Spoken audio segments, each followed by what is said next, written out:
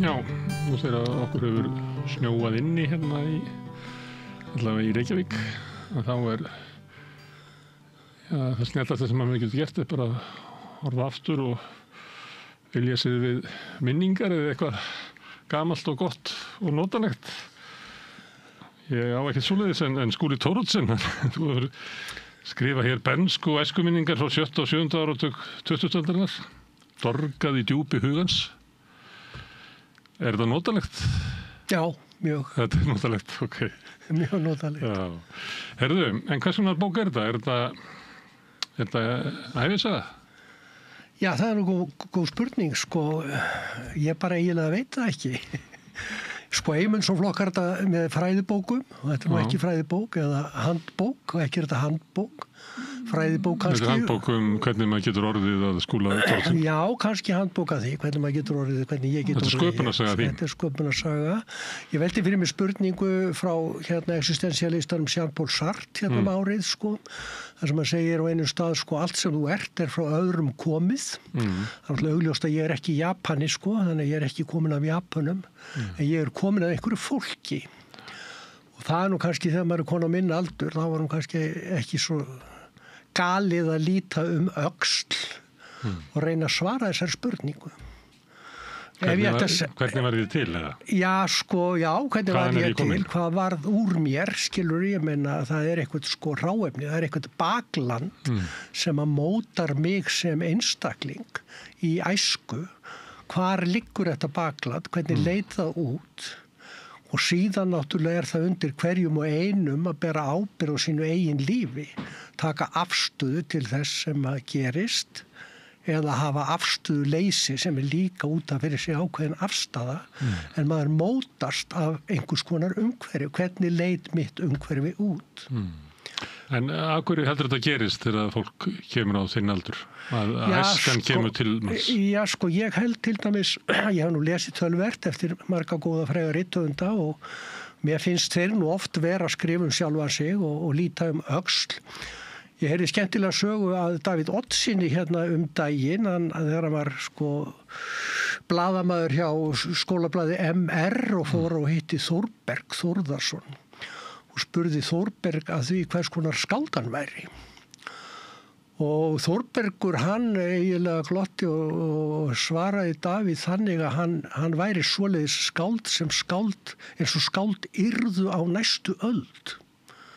Og nú eru allir að skrifa hérna sjálfsæfisugur, er það ekki? Skáldavísugur. Já. Og það getur alveg komið heim og saman. Ég meina, Þórbergur, hann leit öxl, skrifaði bækur sínar í Suðursveit, bernskuminningar. Hérna Proust, hann var nú þekktur fyrir það, heimsfrægur fyrir það að leita að glötuðum tíma. Þannig að það má svo sem segja að ég sé að feta í fótspor Prousts og Þórbergs Þórðarssonar, þó ég ætla nú ekki að líkja sko hæfileikum einhverjum sama við þá menn. Hvötin getur verið svo sama. Hvötin er sjálfsagt svo sama að maður vill vita, maður vill fara í rætur sínar. Og síðan náttúrulega get ég svo sem sagt að ég hef stundum verið að segja sögur sko, sveitinni, sögur af pappa, sögur af ömmu og Jórunn kona mín heitir, hún sagði nú eitthvað tíma við mig, ég meina, akkur skrifar þetta ekki niður, handa börnorðinum og barnabörnorðinum. Já, það var kannski ekki svo galin hugmynd, þannig ég byrjaði nú svona með stílæfingar sko, dóla mér við þetta á undanförnum árum. Svo var ég nú þannig, ég var svo gæfusamur að fá tækifæri til að þýða skáldsögu eftir Kerstin Ekman sem heitir Hlaupavargur og í kjölfar þess aðra bók sem heitir Strákurinn sem að las Jules Verne eftir Almuenda Grandes sem er einn öflugasti kvenrithöfundur Spánar á síðustu öld, mikilvægasti höfundur okkar tíma, sagði Vargas Llosa hana og ég var einhvern tímann að gantast við Jakob að ég ætti nú kannski pússi mínu svona skáldæfisögu. Hvort það væri kannski til að gefa hana út, svona einhverja minnismóla. Nei, sagði Jakob, ég gef ekki út skáldæfisögur, ég gef út æfisögur. Þá sagði ég, já, ok, þá á ég æfisögur. Þannig hófst þetta nú eiginlega. Þetta ekki gamalt hugtak, skáldæfisaga, þetta Guðbergur bjóta til. Já, ég meina þetta hugtak bara núna. Kannski 97, 8, eitthvað svoleiðis. Rétt fyrir aldamót. Já, nákvæmlega, og það akkurat það sem gerist, og ég segi nú reyndar frá því, svona mín upplifun að ævisögum eiginlega svo að allar ævisögur eru í raun og veru skáldæfisögur vegna þess að höfundurinn þá búin að þæfa sannleikan og aðlaga hann að sínum sannleika og svo leggur hann bara borðið, Þú minnið líka góður ritstjóri. Já, svo gleymir ýmsu. Þá lenti ég til dæmis í þeim vanda þegar ég var að skrifa þessa bók, þessa minnispunkta. Auðvitað eru þarna atvik og atriði sem að ég get flettu upp. Hefur verið fjallað í blöðum, einhverja staðreyndir. Ég tók bara það ákvörðun að leita engra heimilda. Kanna ekkert hvort ég hefði rangt eða rétt fyrir mér. Heldur láta minnið ráða. Og þá var mér svona dett í hug, fornsögurnar, þeir sem skrifuðu Íslendingasögurnar, þeir gátt ekki flett upp í neinum heimildum. Og þeir voru að styðjast við minnið. Það það sem ég ger og þá get ég kannski farið að svara þessari spurningu. Jú, auðvitað þessi ævisaga, þessi minnisbók mín, ekkert annað í raun og veru en skáldsævisaga þó hún sé flokkuð með ævisögum. Aðeins, af hverju fólk að gera þetta? Eitt að sagan einhvern veginn kemur til manns þegar maður eldist af einhverjum ástæðum. Kannski vegna þess að maður að nálgast dauðan. Og mann orðið ljóst að svo veröld sem maður sjálfstæð veröld, hvernig ég upplifi heiminn, að ég ber eiginlega í mér veröld sem að mun hverfa þegar ég dey.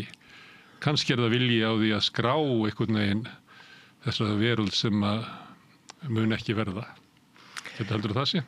Nú ætla ég ekki að svara fyrir neitt nema sjálfa mig, Þá kemur upp þessi spurning trú, til hvers maður að þessu, Er þetta ekki bara hégumleikinn sem rekum hann áfram frekar en eitthvað annað, vegna þess að svona litteratúr, hann náttúrulega jafn forgengilegur og allt annað, og hverfur og engum til gagns, held ég, eða ég veit ekki, En það ekki svo í mörgu að leiðin eiginlega erindið, að það að skrifa þetta, ekki endilega afraksturinn? Jú, það má eiginlega segja það, það sé ánægjan við að skrifa, þetta ánægjan við að rifja upp sinn feril í lífinu, samskipti sín við samferðafólk og kynni. Það náttúrulega ævintýri út af fyrir sig að gera það. Og ég segi nú eins og Proust sagði þegar hann fann mynda Magdalenukökunum, Ég meina, ég lýsi því í þessari bók, minn fyrsta minning í þessari bók, í raun og veru fjallar það þegar ég eins og hálfs árs. Eins og hálfs árs. Það getur ekki verið, segja menn. Maður man ekki svo langt aftur. En það sem gerðist hjá mér var það að þetta var á nýársnótt, árið 1951. Áramótin 50-51, að það kemur raketta inn svefnherbergisgluggann þar sem ég svaf og sprakk þar inni og kveikti í hjónarúmunum mamma og pappa og þennan atburð sé ég fyrir mér enn þann dag í dag. Ég meiri sé að stundum finn lyktina. Og ég tala nú ekki á gamlárskvöld þegar ég að skjóta rakettum. Þetta var stór viðburður, bara reynda gleymunum. Já, ekki hægt. Þetta tráma sem að maður verður fyrir, sem betur fer slupur og allir, en allt í kringu þetta.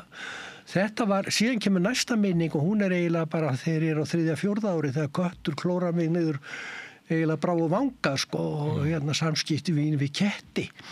Þannig að það eru svona minningar sem dúkka upp.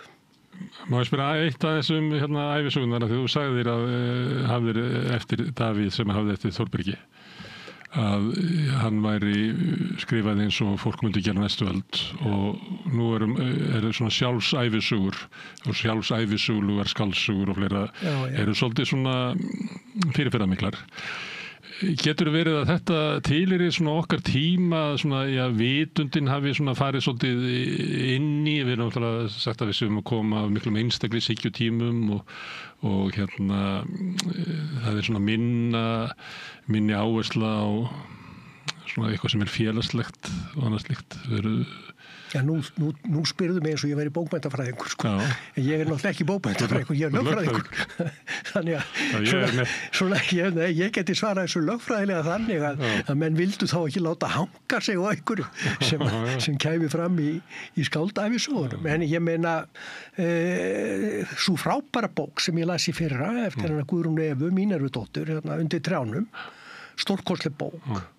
Og hún hún leggur hann á borði sem skáldæfisögu. En þegar maður les þá bók, þá þetta engin skáldæfisaga, þetta bara æfisaga. Eða æfisögu brot, skulum við segja. En hún náttúrulega fer varlega sviðið. Og þá náttúrulega miklu hendura að kalla þetta skáldsögusögu. Því að hún þarf ekki að segja allt. Hún þarf ekki að fara í, eigum að segja, heimildir sem að hægt sé að sannreina. Þó í mörgum köflum bókarinnar, meira segja ég, þekkti þarna ákveðin svið og ákveðina sviðsetningar sjálfur. Þannig að þetta svolítið merkilegt, það erfitt að segja þetta. Það náttúrulega í sagnamennskunni að þá býr maður eiginlega til nýjan sannleika með því að segja söguna. Að sagan hefur svona innri sannleika. Já, hún að endurvarpa eitthvað sem hefur gerst, en leið og sagan mótuð að þá verður til svona, eitthvað svona innri sannleikur. Já, ég náttúrulega alin uppið ákveðna sagnahefð. Ég meina, amma mín, Theodóra Thoroddsen, var náttúrulega sagnakona og langafi minn, Jón Thoroddsen, var náttúrulega skáld og við systkinabörn Jóns Thorodsens voru nú að stuðla að endurútgáfa flugum bara núna í þessum mánuði í tilefni 100 ára ártíðar hans. Ég ólst upp við sögur pappa af þessu fólki, hugsaðir. Pappi minn segir mér sögu af afa sínum sem var fæddur 1818. Ég gæti sest niður og kannski ég búin að því og skrifað ástarsögu Jóns Thorodsens skáld og kynni hans af kærustunni, afleiðingum þess þegar hann í staðinn fyrir að svipta sér lífi gekk í danska herinn og hvaða afleiðingar ástarsorg hafði fyrir hann samkvæmt munnlegum heimildum föður míns. Önnur versjón þeirra sögu yrði þá saga sagfræðinganna sem fær að fletta upp í gömlum bókum og það yrði allt öðruvísi saga, held ég. Þannig að segja sögu í raun og veru afskaplega skemmtilegt. Íslendingar hafa alltaf haft gaman af því að segja sögur og hlusta á sögur. Kannski þetta minna núna en áður var að inn í ættum séu geymdar svona sögur sem að ferðast.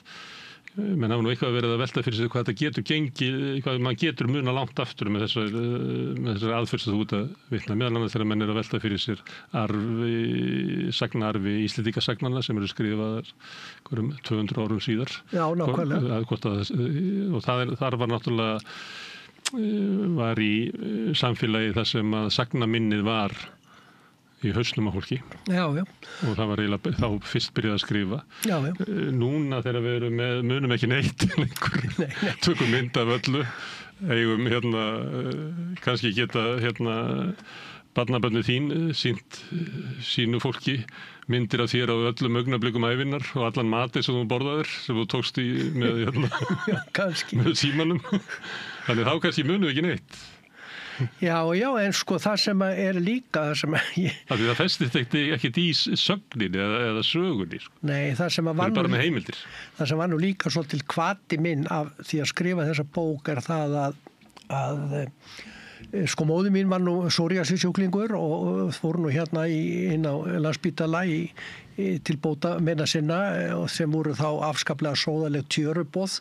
Ég finn nú enn lyktin af því og ég forðaðist nú þann stað eins og heitan eldin að fara heimsækjana þar og af það inn eins og múmíu.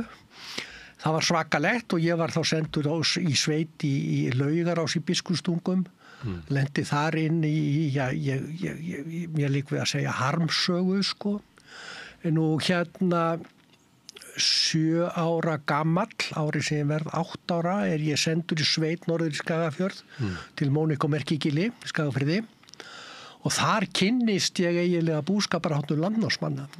Þannig að minn lífsferill hann eiginlega spannar búskaparhætti miðaldarmanna fram á þessa tölvuöld sem ég svona og mín kynslóð skelfist í raun og veru.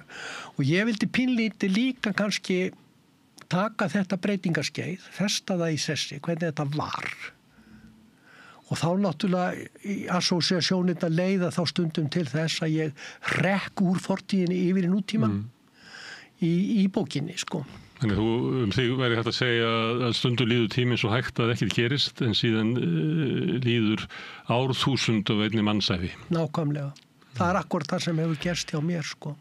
Einhver leiti, þótt að ég hef ekki heyrt orðið þetta nákvæmlega svona, að þá þetta, hvað við segja, goðsögnin þína kynslóð í Íslandi. Að þetta kynslóð sem að hafði eitthvað svona kynni af óumbreytalega Íslandi. Lifði á mölinni oft í miklum fólksflutningum og miklu róti og svo opnaðist Ísland þegar fólk heyrði fyrst Bítlana spilaða. Já. Og það einhvern veginn umbreytist heimurinn og bæði með því að einangrunnin fer, það verður vitund það að mitt líf sem ungsmanns þarf ekki að vera endurtekning á lífi foreldra minna eða þeirra kynslóðunar, heldur getum við skapa okkur eigin framtíð. Já, ég kem nú að því líka í þessari bók. Þess að ég vildi segja, þetta eiginlega besti tími til þess að vera ungur, þegar þú varst ungur. Já, þetta var stórskottlegu tími og þessi saga enda nú þegar ég byrjaði í menntaskólanum í Hamrahlíð. Þannig að hún nú eiginlega ekki lengra en eins og ég sagði það eru tengsl við framtíðina og ég man til dæmis eftir því þegar ég var í landsprófi þá var mitt áhrifaversti maður og sviði skáldskapar á Íslandi, það var Dagur Sigurðsson, frændi minn, við vorum bræðrasinnir við Dagur og ég dáði hann. Hann var atómskáldið og þar með var umræðan komin atómsprengjuna sem að vofði hér yfir, Ég meina mitt á milli Washington og Moskvu var Keflavíkurflugvöllur bara nákvæmlega. Þannig ef að sprengjurnar myndu springa þar þá færi Keflavík fyrst og svo kæmi Reykjavík í kjölfarið. Þetta sú sýn sem við sáum. Nú síðan var það náttúrulega Kúbudeilan hvernig var það? 62. Þetta var náttúrulega skelfir. Ég man eftir því þegar húsmæður Reykjavík hömstruðu dósamat og það bara hvarf allir dósamatur í búðum að því að menn byggust við kjarnorkustyrjöld og nú verið menn að fara að byrgja sig upp og flytja niður í kjallara. Þetta hefur náttúrulega áhrif. Ég Katrín Thoroddsen, frænka mín, hún var svolítið svona, við skulum segja pínlítill dekustrákur hjá henni, kannski að hún var barnlaus og ég snattaði oft fyrir hana og hún hélt að mér bókum og ég las bréf til Láru. Það var eiginlega fyrsta pólitíska bókin sem ég las. Ég segi kannski að sú bók hafi kannski gert mig á kommunista, Og þá einhvern veginn á þessum tíma, þessum ógnartímum atómsprengjunnar, þá sáum við mín kynslóð mikilvægi þess að það þyrfti að fara að stokka upp, það þyrfti að breyta. Ari Jósefsson var þetta skáld og orti í ljóðabókina Nei, Nei, við viljum þetta ekki, við viljum breyta, Þannig að byltingin var okkur eiginlega næsta skref inn í örugga framtíð. Þess vegna gerist við sósíalistar, Aftur á móti kynslóðun á eftir sem ég kalla svona hlægilegu diskókynslóðuna, það var svona kynslóð sem aldrei henti eggjum hvorki rússneska sendiráði eða tómutum í það bandaríska. Og heldur að fólk geti ekki þroskast á þess eggjum? Já, við vorum mjög heitir. Ég meina, þegar ég kem í menntaskóla þá var Örnólfur Thorlacius að kenna okkur náttúrufræði og hann talar ósonlægið, að hafið taki ekki endalaust við, að heimurinn sé okkar sameign allra og þess vegna verða að standa vörð hann. Þetta svona, eigum að segja, svona ákveðin mótandi áhrif fyrir umhverfis meðvitund. Það getur svo sem vel verið að mín kynslóð hafi síðan bara druknað í golfi og rauðvíni og jeppum og gleymt baráttumálinu þegar að kapitalismin og velmögunin jós. En einhvað síður þá kemur þetta inn í okkur. Nú að dásta Sovétríkjum á þessum tíma, ég man eftir því að fyrsta skipti sem ég lendi hérna inn í Síðumálafangelsinu, það var fyrir að mótmæla við sovjerska sendiráði innrásinni í Tékkóslóvakíu. Og þá einhvern veginn sko voru vombriðin með sósíalismann eins og það praktiserar í Sovétríkjanum orðið bara yfirgangsmiklum sko sósíalheimsvaldastefna sem hún kalluðu. Og þá var næsti bær við, það var Kína og þá gerðist maður eiginlega sko máisti sko og hérna trúði á það, þangað til það vígi fjall líka og maður svona áttaði sig smá saman á því sko. Hvenær fjall það vígi? Hjá mér fjall það nú ekki fyrir inn í háskólanum, ætlaði ekki verið svona upp úr menningabyltingunni, eitthvað svo leiðis sko. En maður veifaði rauða hverinu og hérna og talaði að þú láta 1000 blóm blómstra eins og maður orti í ljóði. Mikið skáld maður. Það var mikið skáld, já, það var ánægilegt að sjá forseta Íslands Sýtir að má, þar sem hún sagði að hérna konur héldu upp í hálfum heiminum. Það alveg rétt, sko, en þú voru þá að praktísera pólitíkina líka. Og það pínlítið fjall, sko. Þetta svona kannski á mörkum bókarinn eins og þú segja að hún endar hann þegar þú ferði í mentó. Hún endar fyrir mentó. En samt að þú ert að tala svona að þetta náttúrulega, ég var að tala þetta hefði verið, hérna, þú hefur ungur á besta tímanum til þess að vera ungur. Kannski það út af góðsögninni sem að ykkar kynslóð hefur búið til sjálfan sig en margt til í því samt held ég. Þetta kynslóð sem að ætlaði að bjarga heiminum og breyta heiminum en núna eru þið að hérna svona flest búið með ykkar starfsæfi sest í Helgardstein eins og sagtir og heimurinn ekki beint svona frínilegur. Nei, en sko... Hvað klikkaði hjá ykkur? Ég klikkaði hjá okkur. Ég get nú bara sagt að roka fullan á, það klikkaði ekkert hjá mér, ég alveg samur við mig, eins og sagt en sko mín pólitíska afstaða, mín lífssýn, mín hérna heildarmynd af heiminum, hún kannski var að mótast þessi ár. Það er að segja virðing fyrir náttúrunni sem strákur í sveit hjá Mónika og Merkigili. Hérna virðing fyrir vinnu einstaklingsins sem ungur drengur í brúarvinnu norður í landi með góðu fólki í sveita síns andlitis fara í enskunám eins og endan á hérna í bókinni á hérna til Englands og gefast upp á því og fara með tveimur vinum mínum, hérna Gunnar Gröndal og Birnir Thors, bara til Parísar og San Sebastian og Spáni í svona vikuferð, bara 15, 16 og 17 ára strákar skilru og mæta við fransku landamærin bara einhverju svona Guardia Civil með vélbyssur sko. Þetta var náttúrulega dálítið hrikalegt sko, að mæta þarna fasistunum augliti til auglitis. Þannig var þetta 1966 á Spáni. Sko, þegar maður horfir tilbaka og spyr sjálfa sig að því býtunum við, hvað varð úr þér? Hvernig varð þitt líf? Hvar hófst mótun þinnar lífskoðunar? Ég meina, Mónika og Merkigili, hún á sinn þátt. Katrín Thoroddsen læknir á sinn þátt. Pabbi minn, mamma mín. Vestfirðingarnir sem ólust upp hér sko norður við Ballarhaf sko í hérna ölduróti hérna sjóslitsa og örmunga sko öll þessi saga hún gerir eitthvað úr manni og maður getur ekki sko látið þetta fram hjá sér fara. Þú ferð að taka eins og Jean-Paul Sartre segir, þú ert ábyrgur fyrir þín lífi en þú verður líka að taka afstöðu. Og á hvaða grundvelli ert að taka afstöð. Þú tekur afstöð á grundvelli þínar eigin reynslu og þeirrar heildarmyndar sem að maður sér af því samfélagi sem að maður býr í. Og þá segir maður, hérna, það er vankantar á því. Hverju viltu breyta? Hvernig ætlar að breyta? Og þegar maður er ungur, ákveðin, hjarta á réttu stað, þá vil maður bara gera byltingu, sko. Taka sér vopn í hönd og berjast, sko.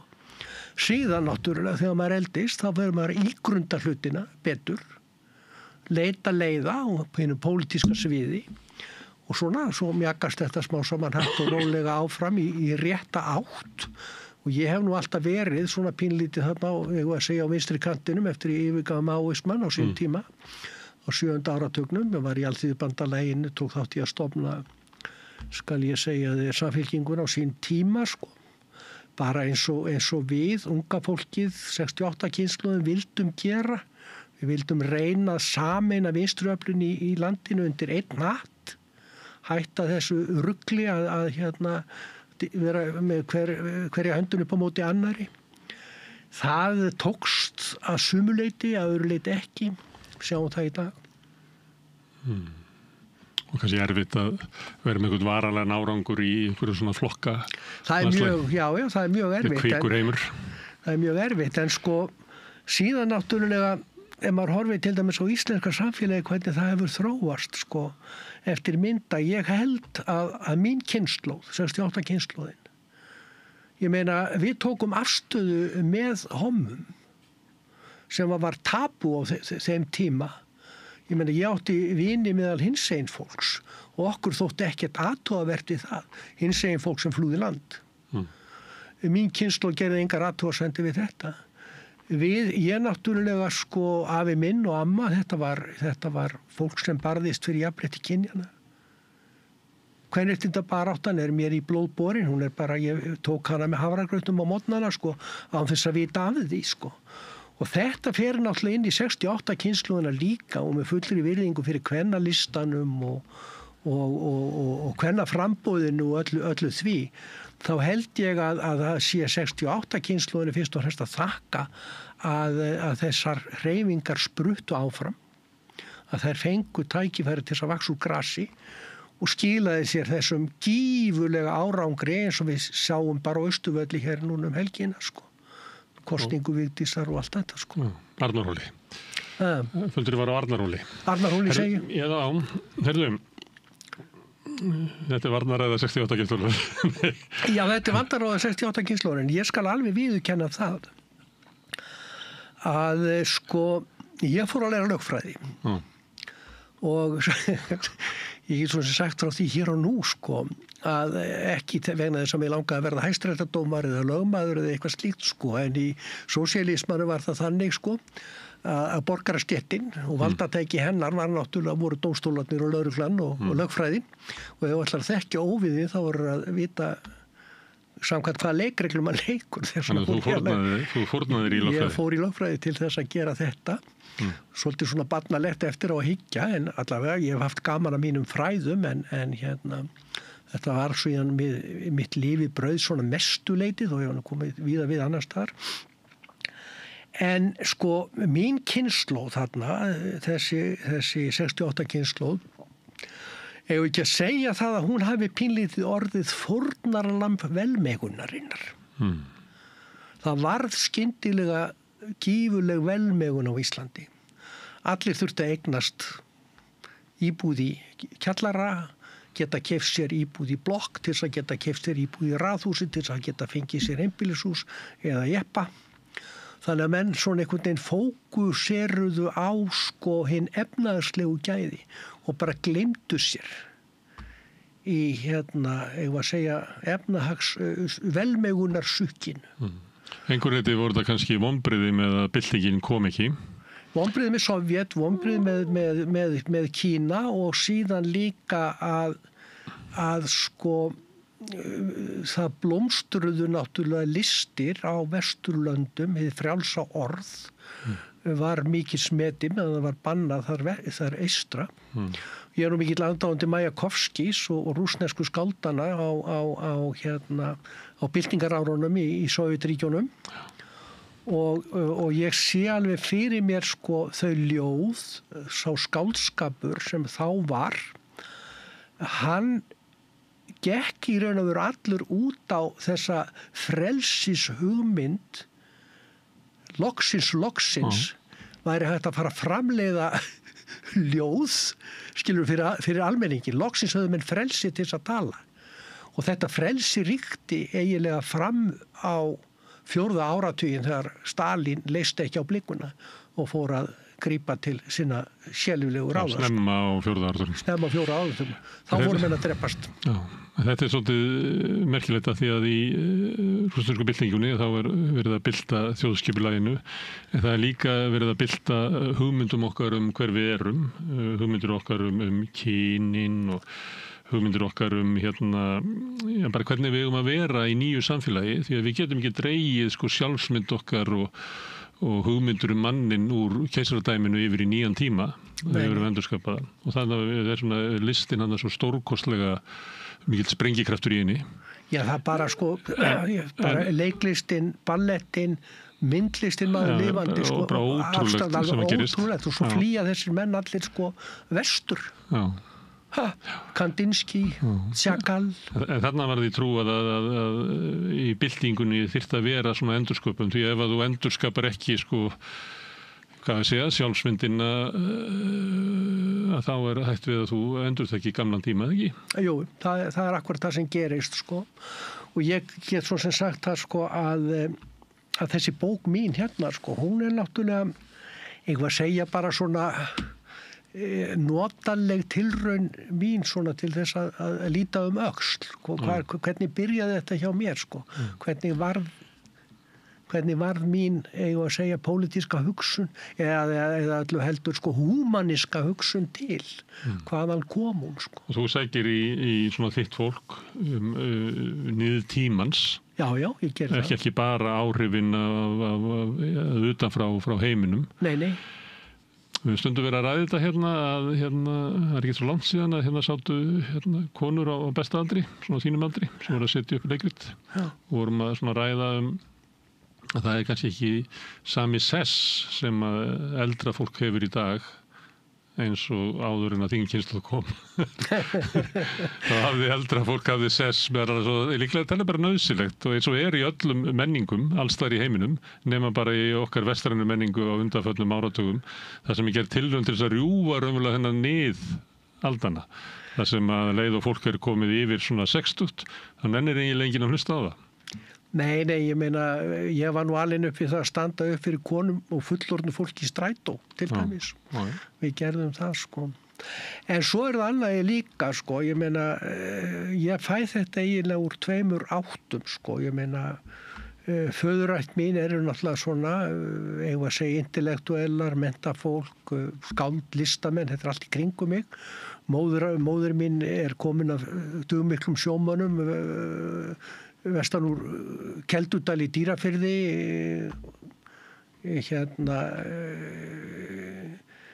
útvegsbændum og hörkufólki, dugnaðar fólki. Síðan er það Mónika á Merkigili, og hún sagði nú einhver tímann, er það sérstaklega minnistætt, hún tók að sér unga stelpu sem átti bátt. Hvað er það að eiga bátt? sagði ég.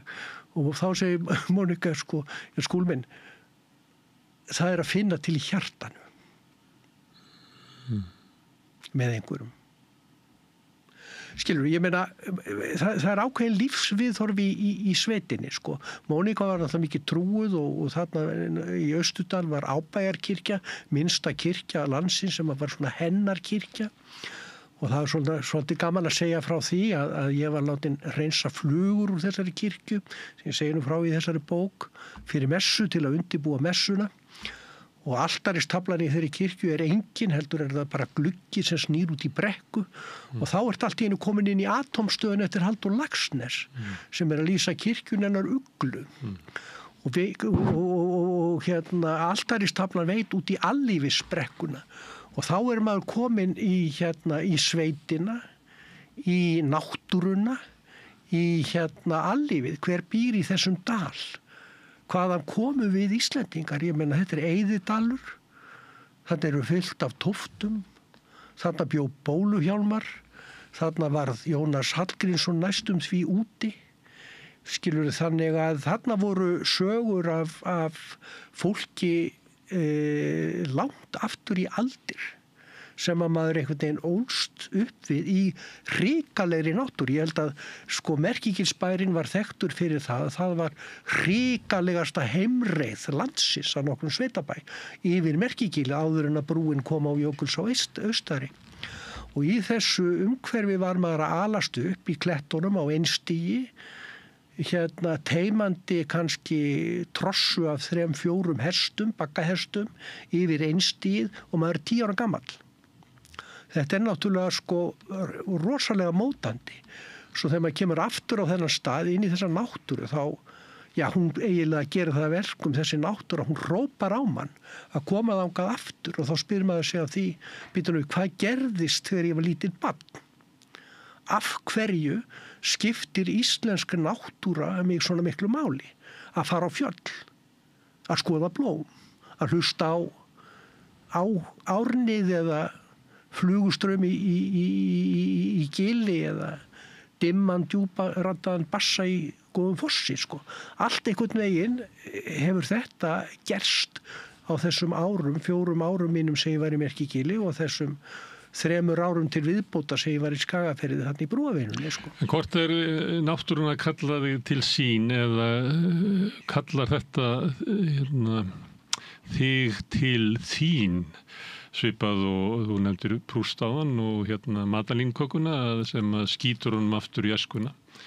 Að þá það minningin sem að flytur þig til einhvers ástand sem að þú varst sem barn, líklega í einhverju skjóli og öryggi sem að þú síðan tapaðir. En kannski það ekki náttúra sem að kalla þig til sín. Nei, þetta er athyglisverð spurning. Ég meina, ég hef stundum haft það gani mínu að mála svona myndir, svona abstrakt myndir, þá mynda fjalli, einhver sérstöku fjalli, heldur bara eitthvað sem kemur inn úr djúpi hugans.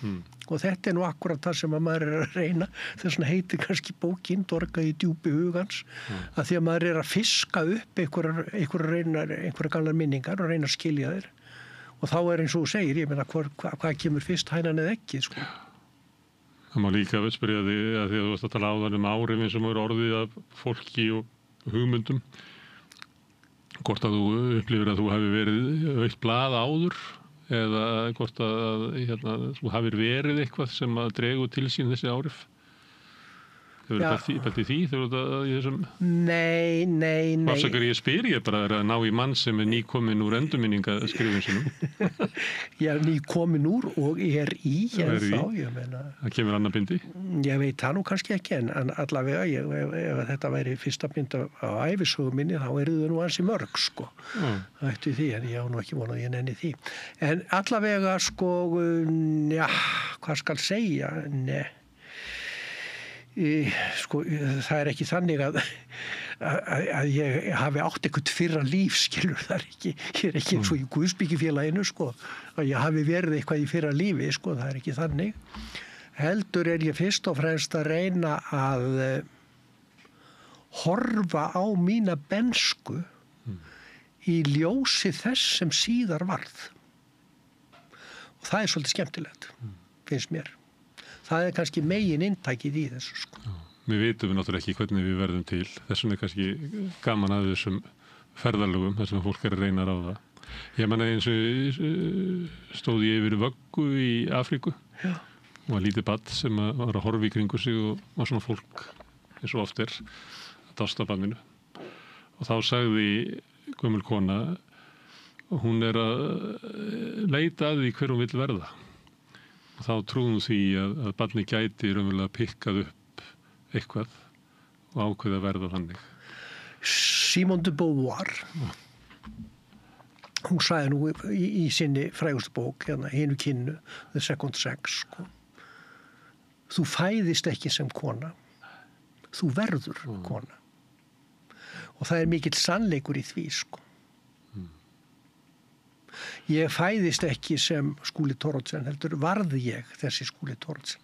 Ég ekki afi minn eða langafi eða Skúli Magnússon frá Goddölum eða eins og skúlanafnið get ég rakið aftur í ættir, skilur. Ég ekki þar heldur. Verði ég þessi Skúli Thoroddsen. Og hvernig varði ég þessi Skúli Thoroddsen? Ég að reyna að grubla það upp með því að dorga í djúpi hugans. Stundum talaði við fólk og þægði það til að segja mig frá föður sínum og móður og ef það er fóstur þá er það mjög skemmtilegt að þá kemur svona að eitthvað hef ég frá foreldrum mínum og svo eitthvað frá það sem ég var í fóstri. Já. Og svo kemur með nafni að þau nefnir þetta og fjórðungi bregður til nafns. Já. Og því ég hef kynst fólki þar sem að þetta er raunverulegt, þar sem að fólk ber eitthvað nafn sem að hefur eitthvað sögu frá einhverju sem að viðkomendur aldrei heyrt eða séð. En ég allavega í einu tilfelli hef ég á tilfellinu að hafi mótað viðkomandi meira heldur bæði faðir og móðir og fóstrið. Því það að hugmyndin að eiga að rísa upp inn í þetta nafn, það bara mótaði viðkomandi. Já. Þannig að ég spyr skólanafnið, sem þú er margir skólanir að það? Já, sko, ég heiti náttúrulega í höfuð á afa mínum, Skúla Thoroddsen ritstjóra og sjálfstæðishetju, skulum við segja, sem tók slaginn við fyrir sjálfstæði Íslands á sín tíma, sko. Sem þú kynntist ekki? Sem þú þekktir ekki? Ég þekkti hann ekki neitt, en sko auðvitað þekkti ég hann af sögum föður míns, samkvæmt munnlegri geymd og hef náttúrulega lesið sko bæði ævisögu hans og aðra sögur hann og hans hlutverk. Ég hef lesið ræður sem að flutt á þingi og þekki hann vel. En sko, ég er ekki hann. En sko auðvitað get ég svo sem sagt að það hafi kannski stundum verið erfitt að heita Skúli Thoroddsen.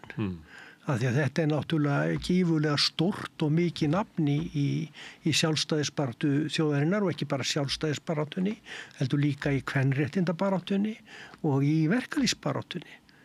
Sko, já, þannig að það fer enginn í fótspor hans, en eða sko, þó ég sé svona þokkalega ritfær vona ég sko, hvort að ég hef það frá ömmu minni Theodóru Thoroddsen eða einhverjum öðrum, ég veit ekkert það sko, en allavega sko, þetta umhverfi sem að maður kemur úr, það náttúrulega mótar mann. Jú, ég vissi það til dæmis hvað ég að segja, jú, auðvitað hef ég tekið ýmislegt úr fari afa míns Skúla inn í mína lífsskoðun, það er alveg ljóst. Og ég segi líka Kristján afi minn, móður afi minn, hann var nú bara ungur maður þegar fórst og skipstjóri á síldinni fyrir vestan og fórst á skútu sem hann stýrði fyrir Ásgeirsverslun 1912, þannig ég kynntist honum aldrei öðruvísi heldur gegnum frásögn frá mömmu sem að mundi þó lítið eftir honum eins og hún var bara 30 ára þegar hann dó, sko, þetta er svona dæmi hörkuna fyrir vestan.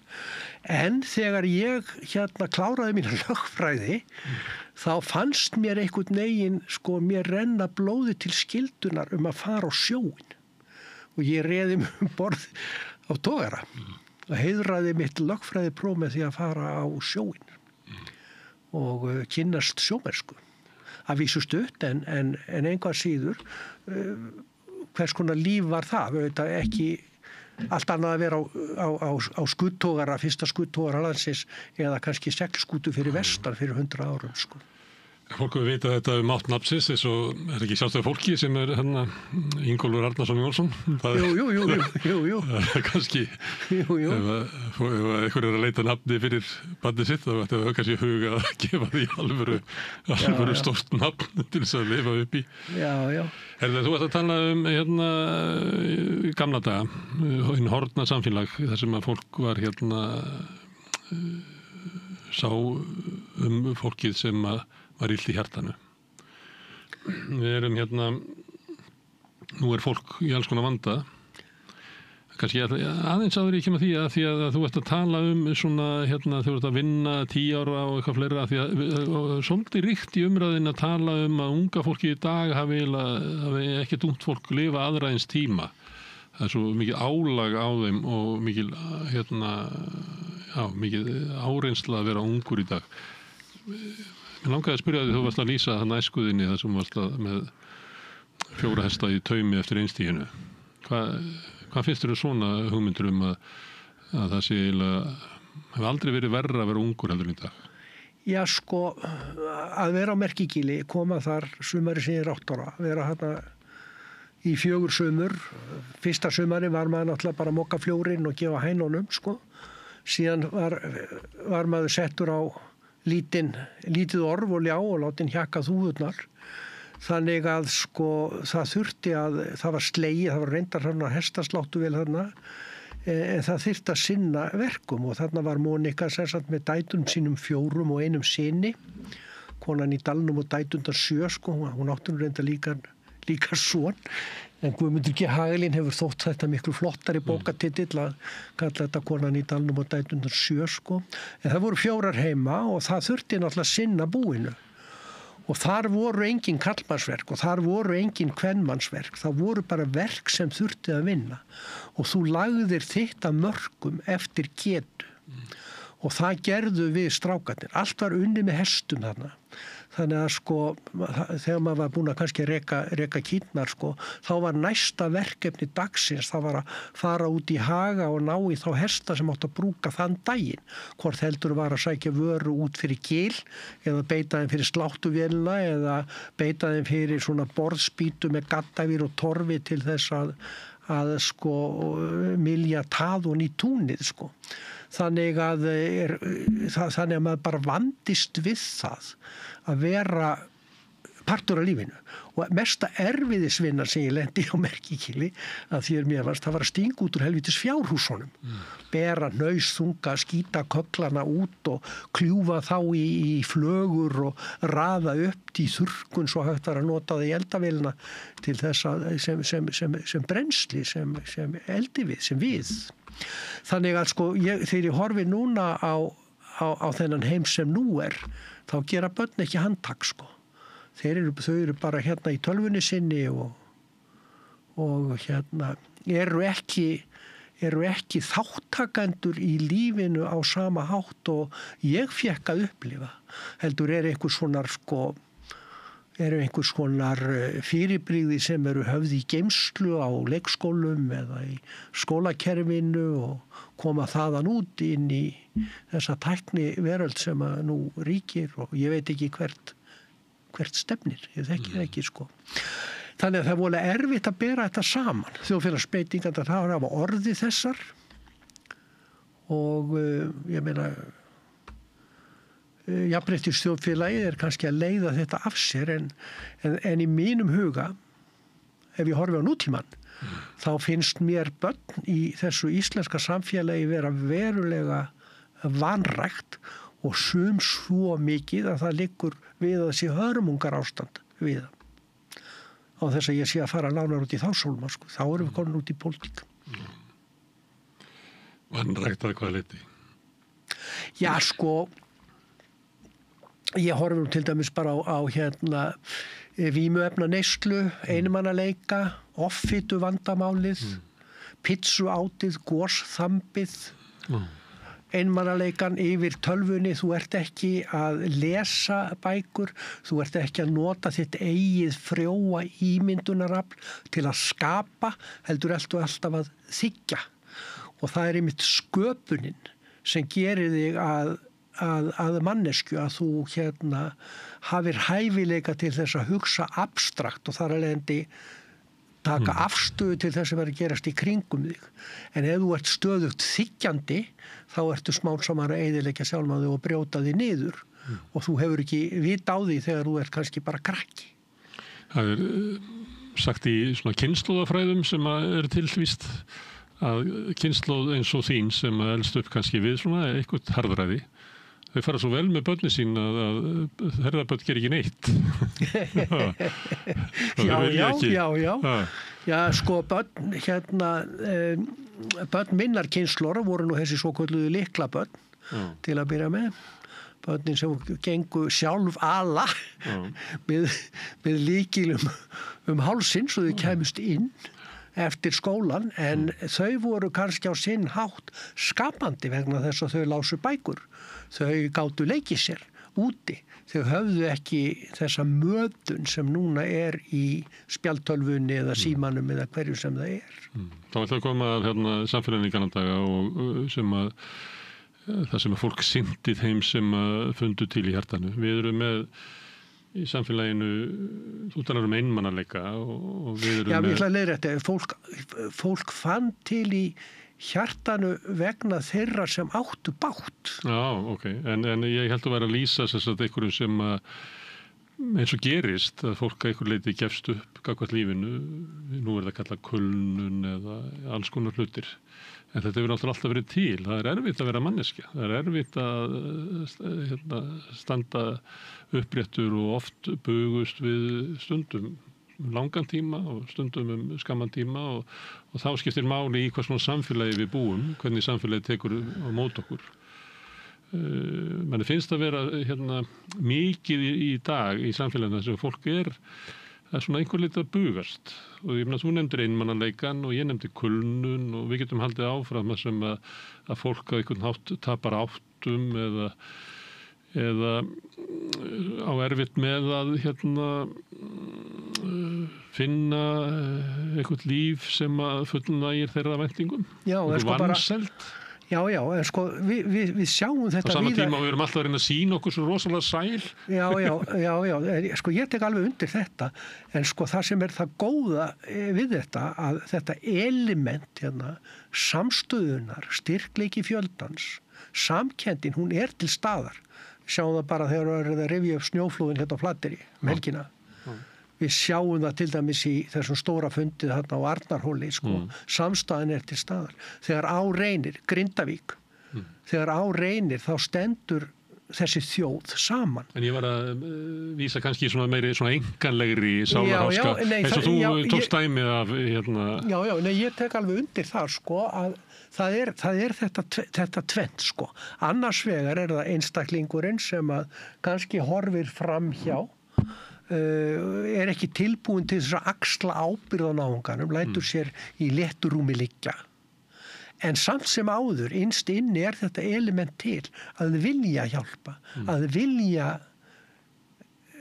vera með, bregðast við, finna til samkenndar. Það til í okkur, en það kannski ekki rækta, það ekki nógu mikil áherslu lögð á það, en ég veit það ekki. Stundum við svona tilfinningu að því að það svona óljóst hvort að við höfum svona hugmyndir eins og kallað svona good old times á Íslandi, að við séum að koma úr einhverju góð, stundum eins og við séum að flýja eitthvað slæmt og stundum við með þá hugmyndum að samfélagi hafi verið svo hráslagalegt í gamla daga, að það var eiginlega ekki neitt pláss fyrir mannúð eða umhyggju.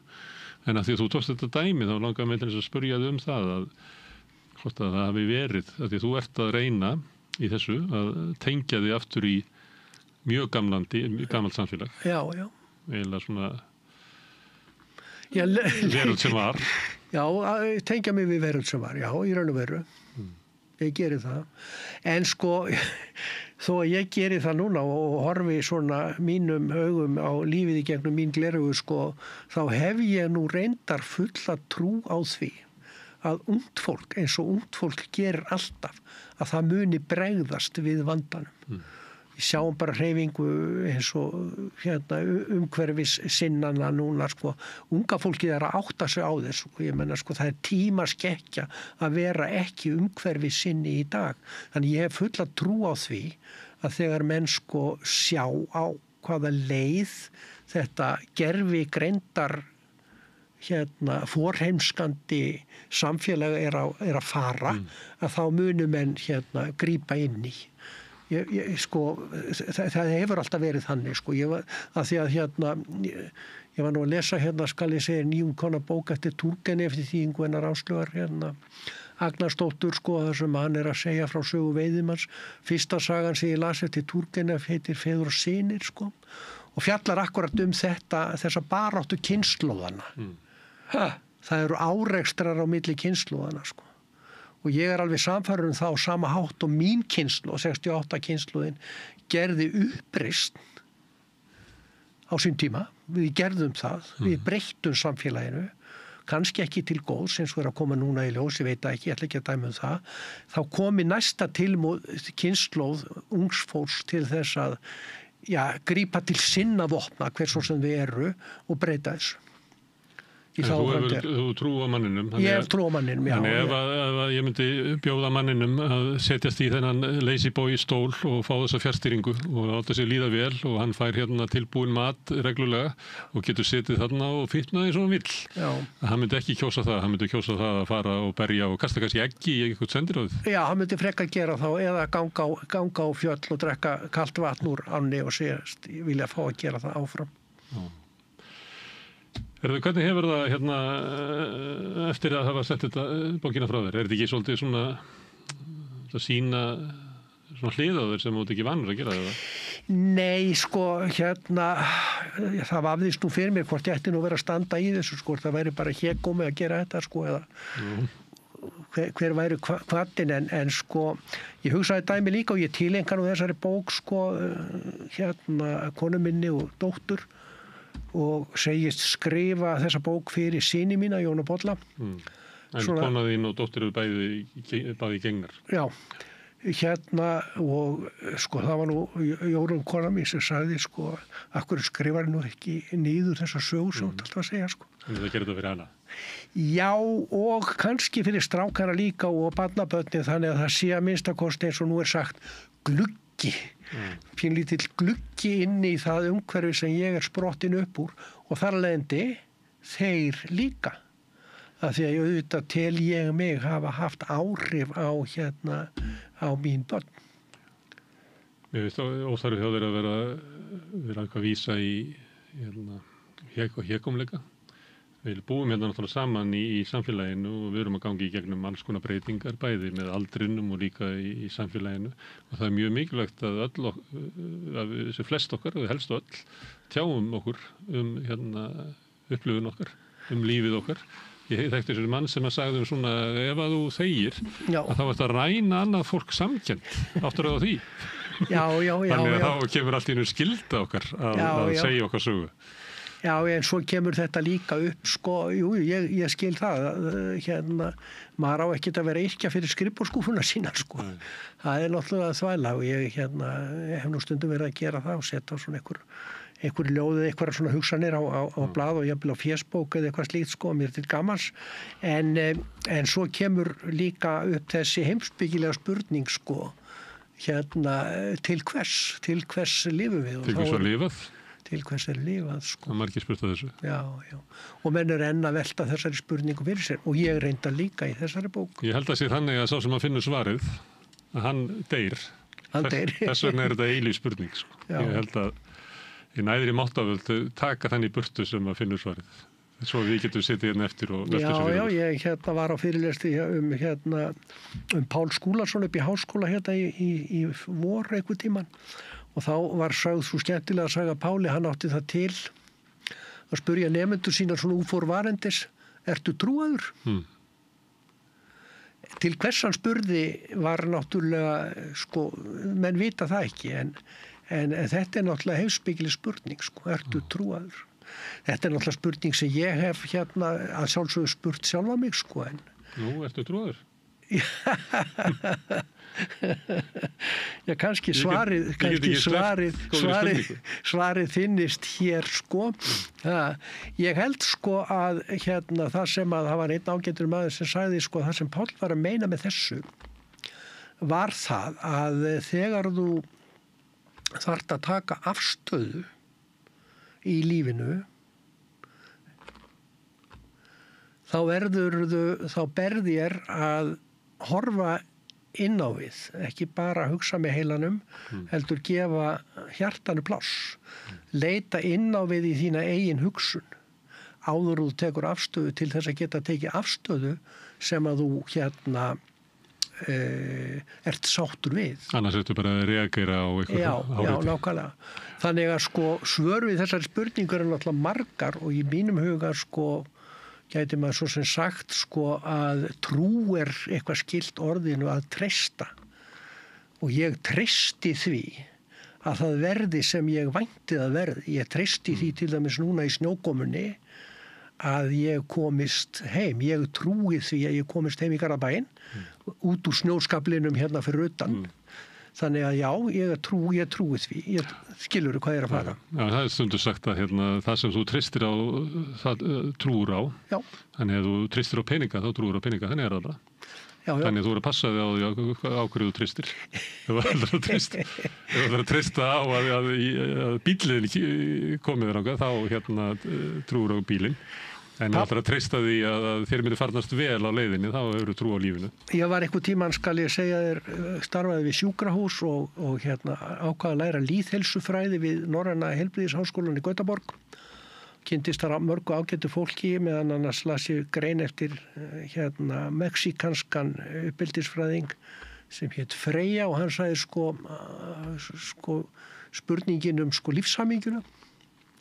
Hvað það væri, hann sagði það er ekki hægt að svara því það er allir að leita að lífshamingjunni en það er ekki hægt að gefa neitt einsvalt svar við því hvernig maður fari að því fá öðlast lífshamingju. En það væru vörður á leiðinni og þessar vörður væru, þú þyrftir að hafa góða heilsu, þú þyrftir að hafa þokkalegan efnahag, geta lífað af þú þyrftir að hafa vinnu. En sem sagt ekki endilega vinnunar vegna, heldur til þess að geta speglað þig í öðru umhverfi heldur en heimaumhverfinu, til þess að þú getur öðlast þína eigin sjálfsmynd og sért þar af leiðandi færari að standa augliti til auglitis gagnvart öðru fólki, meðvitaður það hver þú ert og hvaða afstöðu þú hefur sjálfur til lífsins. Og svo náttúrulega heilsa skiptir máli og annað í þeim dúr. Mér finnst þetta mjög merkilegt, Þú ert ágæta heilsu? Já, alveg þokkalega, með aldur. Já, ég bara nokkuð reyni að fara í sund og og göngu dúr og fara til fjalla og vera í náttúrunni. Þetta sáttur við að vera á þessum aldri og að vera að skrifa endurminningar og horfa tilbaka? Já, ég er það ég hef átt mjög gott líf og er mjög sáttur við það. Ég veit ekki hvort ég hef gert eitthvað öðruvísi sjálfsagt ef ég hef fengið tækifæri til þess en þá hefur náttúrulega orðið allt annað maður. Kannski, ég veit það ekki, en allavega, ég held að það skipti máli að maður sé sáttur við sjálfan sig og reyna að rækta það með sér. Þessa sátt við sjálfan sig, að sætta sig við hlutina eins og þeir eru og reyna að taka afstöðu til þess sem að maður sannlega getur breytt í sínu fari. Það hefur verið mitt lífsmotto í 40 ár að reyna að efla sjálfstæða hugsun og þakklæti fyrir það sem er. Herðu, Skúli, takk fyrir að koma hingað og spjalla við mig bókina sem varst að skrifa og þakka þér fyrir að skrifa bókina. Takk fyrir það. Og nú förum við og gröfum okkur út úr skaflinum og reynum að komast heim. Já, takk fyrir. Ég þakka fyrir mig. Já, þetta þá lokin á þættinum í kvöld. Ég þakka Skúla og öllum gestunum sem hafa hingað komið, Maríu og Birni fyrir að taka viðtöl og Pétri Fjellsteð fyrir að taka upp og senda út, en ykkur þakka ég mest sem hafa verið að hlusta og horfa í ofankominni fyrir sunnan og vetraverðinu víða land. Ég minni á að það eru þið sem hafi byggt upp samstöðuna, dreifikerfi bara með því að segja vinum og vandamönnum frá efni sem þið sjáuð hér og heyrið. Þá finnur fólk efni okkar á Facebook og YouTube undir nafni samstöðunar, á öllum hlaðvarpssveitum undir nafni samstöðunar og einstaka þátta. Við erum í útvarpinu á 89,1 á FM á stór höfuðborgarsvæðinu, en það má líka segja þær útasendingar annar staðar í gegnum spilaran. Spilaran.is er á netinu og spilarin er líka app sem má hlaða niður í síman og hlusta á samstöðuna á allar íslenskar útvarpsstöðvar, hvað sem er í heiminum. Við erum komin í sjónvarpið til þeirra sem er svo heppin að skipta við fjarskiptafyrirtæki Síman, þar er við númer 5 á fjarstýringunni. Við erum líka komin í kabelkerfin suður með sjó.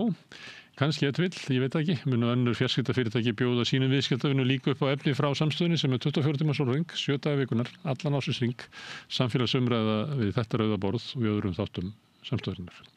Það sem að knýr samstöðun áfram er sá hluti áhorfenda og áheyrenda sem hafa gerst áskrifundur, fólk sem að telur að samstöðun sé mikilvæg í samfélaginu, kannski sérstaklega á þessum síðustu vestu tímum þegar við þurfum að leggja okkur fram að viðhalda fjölmiðlum og lýðræðislegri umræðu í samfélaginu. Ef þú vilt slást í þann hóp, þá getur þú farið inn á samstöðin.is, það er hnappur smástendur áskrift, þar getur skráði fyrir grunnáskristir sem er 2.750 krónur, þú mátt borga meira þú vilt og þau sem að kjósa geta látið áskriftina renna sem félagsskuldin í alþýðufélagið, en það er einmitt alþýðufélagið sem á og rekur samstöðina. Þetta er orðið gott hjá okkur í kvöld, nú förum við heim og reynum að komast heim í gegnum snjóin og svo sjáum við aftur hérna á morgun, annað kvöld, klukkan 8, þá var það sagði fréttir á samstöðinni. Segðu það á samstöðinni. Samstöðin er í eigu hlustenda, áhorfenda og lesenda. Sláist í hópinn og gerist áskrifendur.